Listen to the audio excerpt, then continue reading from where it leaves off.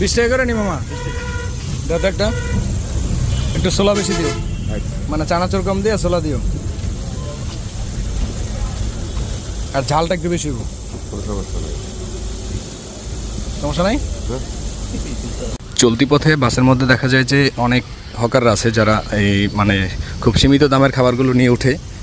তোমাদের কি মনে হয় জানি না, বাট আমার এগুলো দেখলে আসলে প্রচণ্ড পরিমাণ খাইতে ইচ্ছা করে, যার জন্য আমি সবগুলোই ট্রাই করার চেষ্টা করি কম হলেও।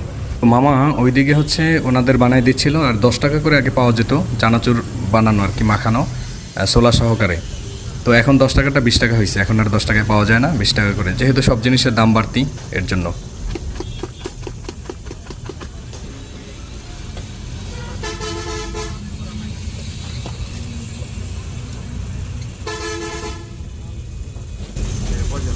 বিশ টাকা করে নি মামা।